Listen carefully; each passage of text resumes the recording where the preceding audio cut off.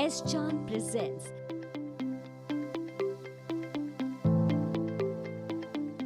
Hi, welcome to the lecture session on Indian economy. In this session, we will talk about foreign direct investment.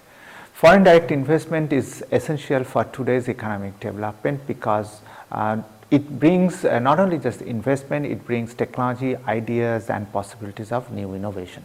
So, in this particular lecture, we will see India's policy shift on foreign direct investment over the years and how foreign direct investment is helping our economy to move forward. This is the content of the chapter.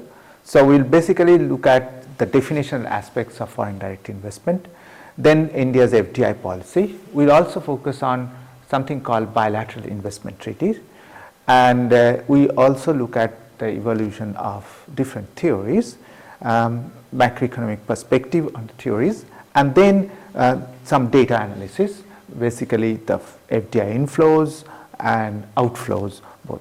And then towards the end, we will basically talk about challenges faced by India and impact of FDI. FDI policies evolved over the time. So, at the initial days, basically at the time of self-sufficiency, the foreign investments are not encouraged that much because it was felt that foreign ideas, foreign technology might have an impact on sovereignty of the issues, and also technology may not come. But the idea has changed because we find that any particular country may not have sufficient investment capability, so the foreign investment can actually help it. So, foreign investment can help in industrialization, it can help bringing technologies, it can also having a spillover effect on the other industries, and a large country like India, the foreign direct investment can actually help the product to develop. So, theoretically the foreign direct investment can come for different reasons. One, they can come for the market. So, the foreign companies with an investment produce in a different country and sell it in that country. Foreign direct investment can come to a country to consider it an export platform. For example, a lot of Japanese investment coming to Thailand, considering Thailand is a cheaper place to produce, but Thai market itself is small. So, the investment actually in Thailand and Thai market is basically for exporting from Thailand. Okay. So, it can come for resource seeking. For example, a lot of foreign direct investment can go to Africa because there are a lot of minerals and African countries may not have the requisite technology to basically extract the minerals. So, foreign investment can help it. It can be a market seeking in the sense that a foreign company is coming to India to capture the domestic market if the market size is very big. So, these ideas changed over the years, and some of the ideas actually are kept it here along with the theories in this particular chapter.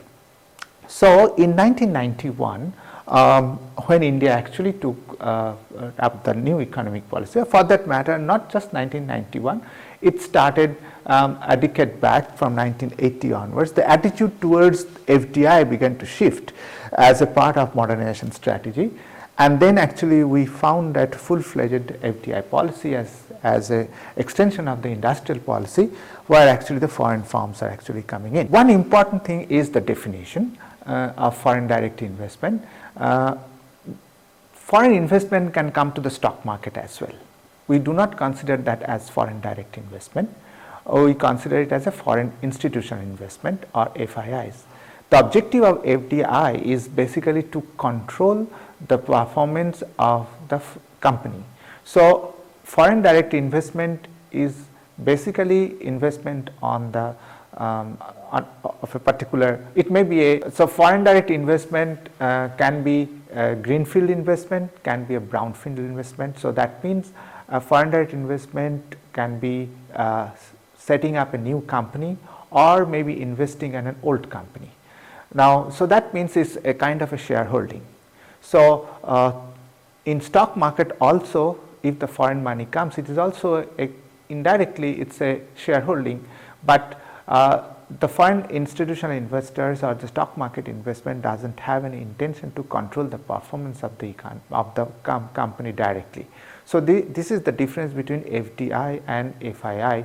So here when you talk about FDI, so it's basically we are talking about controlling the performance of the company. So bilateral investment treaty. So this is another way the foreign direct investment can come. Bilateral investment treaty is basically a treaty between the two economies to ensure some kind of a security of the foreign investment. India signed a lot of bilateral investment treaty. For that matter, most of the countries in the world who received huge amount of investment actually signed a lot of bilateral investment treaty. It is just like free trade agreement when two countries are signing trade agreement. Similarly, two countries can sign an investment agreement also. So what we found that one of the biggest advantage like double taxation treaty, avoidance agreement, and some of the facilities which can actually offer to a foreign company when they are bringing a lot of investment. But over the time what we found that the BITs are actually not helping the economy much, and that becomes a much more a legal battle between the two countries, or for that matter two companies who are actually the investment has done. So,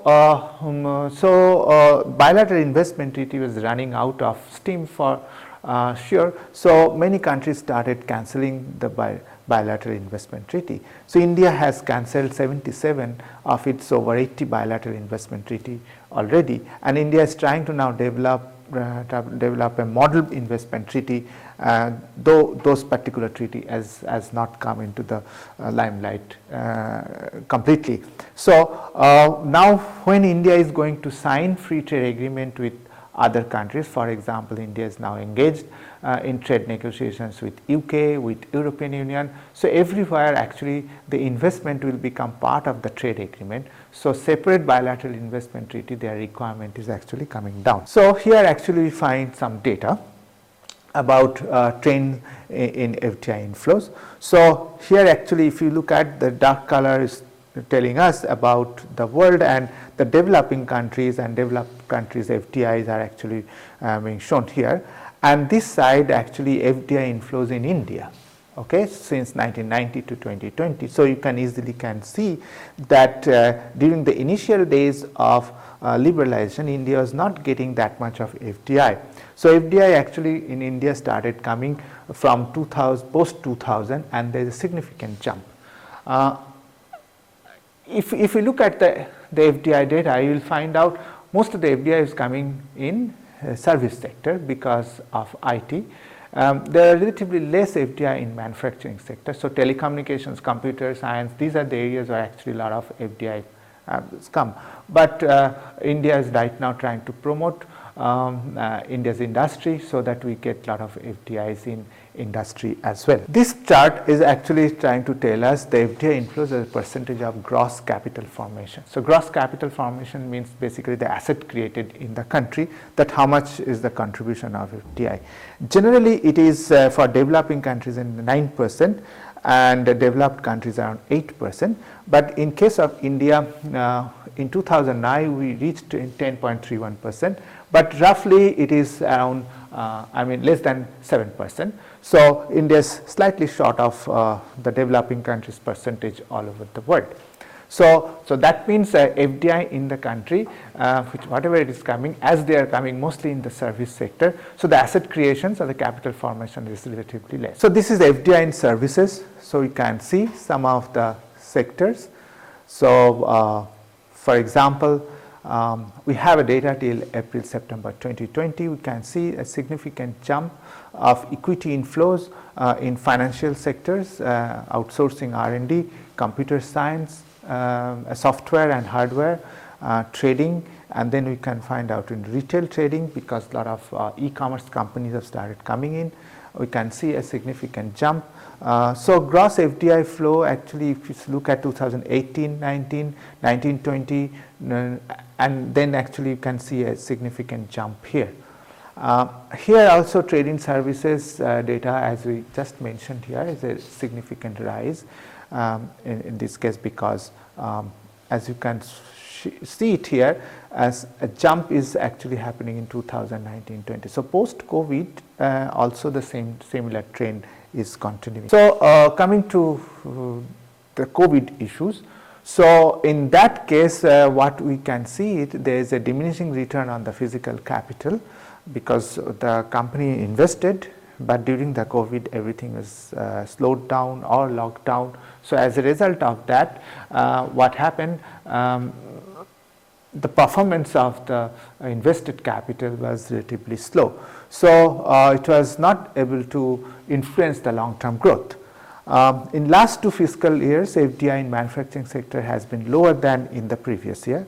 The trade war between United States and China actually was one of the responsible things, and then as there are a lot of supply chain disruptions, so a lot of companies are thinking in a different way to shorten their long-term supply chain, so to reduce the foreign investment to going back to their own country. So there are several concepts like nearshoring, friendshoring, those kind of concepts have come up. So there is a shifting of the production base from one country to the other country or maybe nearby country, so that to reduce any international risk in the coming days. So as a result of that, the entire dimensions of the FDI actually started changing, and we are in the middle of that change. So we need to wait for some time to see that what are the new structure of FDI, the global FDI actually we can see. So in conclusion, what we can say that foreign direct investment is essential for modern economic development. It brings technology, it brings investment, it brings ideas. It also brings possibilities of trade. So global value chain is one of the ways actually you can get technology. Apart from that, in case of India, we used to get a lot of investment in services. Now India is also trying to get investment in manufacturing, automobile, auto component sector, pharmaceuticals, electronics. Those are basically an area where a lot of investments are coming, and we are expecting more investment to come. Now India is having policies like Make in India or PLI scheme, production linked incentives, which also provide certain interest to foreign investors to come and set up their factory. Because of supply chain disruption, also a lot of companies are trying to think of shifting their base from one country to other country where stable government is there, less disruptions are there, and India is coming up in their list of preferences, and as a result of that we might expect a lot of FDIs in industrial sector as well. Thank you. All rights reserved. This video has been prepared for educational purposes only. No part of it may be reproduced or copied without the permission of the copyright holder.